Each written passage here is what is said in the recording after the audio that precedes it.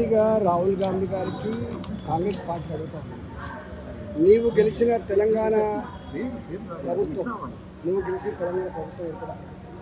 ఇక్కడ కూడా మిషన్లే ఉన్నాయి. మరి నువ్వు ప్రభుత్వాలు నడుపుతున్న కర్ణాటకలో కూడా మిషన్లే ఉన్నాయి, మీరు గెలిచినటువంటి కేరళలో కూడా మిషన్లే ఉన్నాయి. అంటే నీవు గెలిస్తేనేమో మిషన్లు పనిచేసినట్టు, ఎలక్షన్ కమిషన్ పనిచేసినట్టు, నీవు ఓడిపోతేనేమో ఎలక్షన్ కమిషన్ పనిచేయనట్టు, ఇంకొకటి జరిగినట్టు. ఇది ఎక్కడ తీసుకున్న ఆలోచన? రెండవది, చాలా మందికి హైదరాబాద్ ఒక సంవత్సరం ఒక ఏరియాలో ఉంటాం, ఇంకో సంవత్సరం ఇంకొక ఏరియాలో ఉంటాం, ఒక సంవత్సరం కిరాయికి ఇంకో ఏరియా పోతాం, ఊర్లో ఓటు ఉంటుంది, పట్టణంలో ఓటు ఉంటుంది.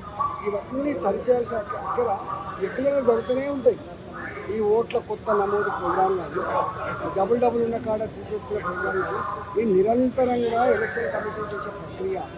ఇవాళ నేను ఒకటే కోరుతున్నా, బీహార్లో కూడా అది బార్డర్ మీద ఉన్నటువంటి ప్రాంతం, బంగ్లాదేశ్ ఇతర ప్రాంతాల వాళ్ళు వచ్చేది.